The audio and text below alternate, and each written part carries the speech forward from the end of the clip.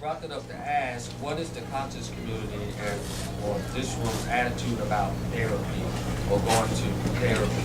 Because when I heard the young lady's suggestion, gave the definition or a piece of the definition of what a real man is,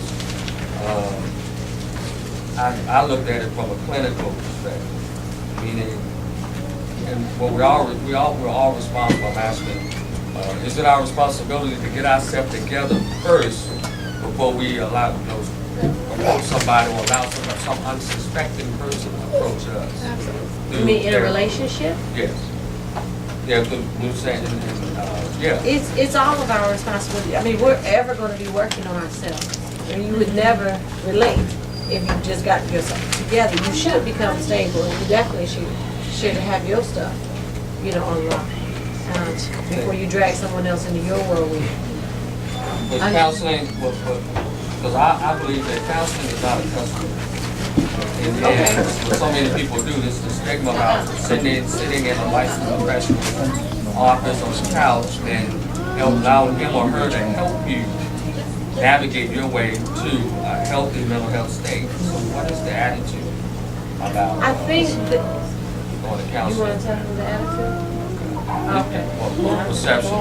Okay. I agree with you.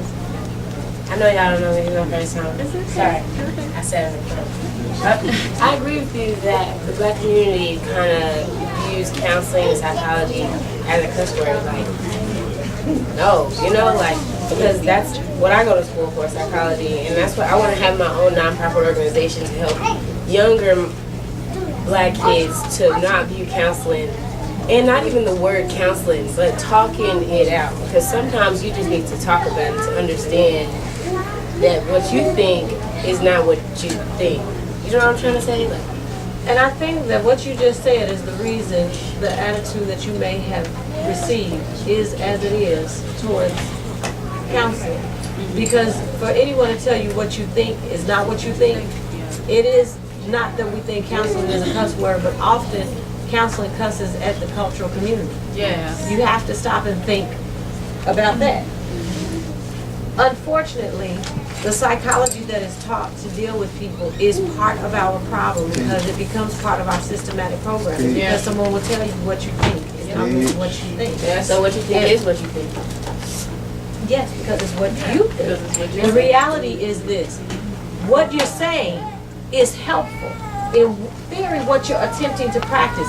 But in order to practice it, they don't need to come to your couch. You need to become part of their community. If you're part of their community, then laying on your couch in a clinic is not part of their real life. Right. They're part of, if you really, master level psychology or social work would tell you you need to study this patient in their environment. They're not having a problem in your office. They're having a problem. One second. They're having a problem in their environment. So if you are genuinely there for them, step into their environment. But when you don't fit in their environment, nothing that comes out of your mouth will fit in their environment. Because their environment is really full throttle, 360. That's right. And just like the subtle little things you say, the little slip up could be the trigger they're experiencing that they can't articulate with you on your couch or in your office. And so it is less about I am a counselor, this is what I went to school for, this is that and the other. It is more about, because I'm part of this community. And I care that you're acting like this, or that this is coming out of you. Well, let me see if we can't do some things to make this better. And why can't I sit down here on the floor with you in your room as opposed to in my office?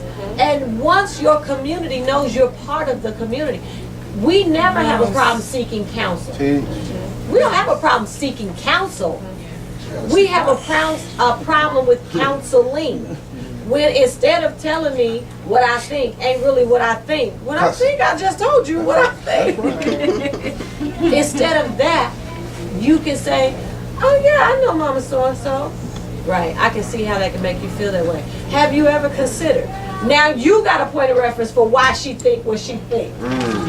Do you get what I'm saying? But if you have no point of reference for my vantage point, no matter what you say and how logical it is, one thing we all of us have to know, it matters very little what I said. It matters mostly what you heard. It does hardly matter what I did. It matters how what I did made you feel. It don't have to be real. It's real to you, right? It really bothered you. It really hurt you. I can't say, girl, you're silly. I can try not to be accountable for that, but that's how she felt. Now, all of us know that when it comes to being thin-skinned and ultra-sensitive, brothers, please plug y'all's ears up. Y'all know our brothers top the game. Thin-skinned and ultra-sensitive. Oh, please, y'all know y'all done heard of brothers. Are you questioning my manhood? Yeah. She just asked you when you was gonna be here. I'm the man, you the woman. Do what I say. She trying to disrespect my manhood, cause she wanna know when you coming back. Oh, wow. Wow. To be asking that like that in front of my friends. If they was really your friends, I think they understand. But the reality is when it comes to being damaged or injured or broken or dinged up, bruised, scarred, we all have that. We all have that. Even the psychologist. Especially the psychologist. Especially. Because I know how I feel after I done listened to y'all stuff, and I'm like, damn, and they got reference books and everything from the people who made you like this. Yes. So all the books that the owner's manual that the psychologists tend to read is how we made y'all crazy. That's right. But the reality is psychologists, social workers will do better if they work on being part of the community instead of being outside of the community. That's what you have priest and priestess for. See, the cultural community does have a protocol and does have priorities. We do have standards. And what you have to understand is you should fit within it because everybody does. Everybody fits within the protocol. There are already people who live outside of the in-depth stuff that you have that objective view from.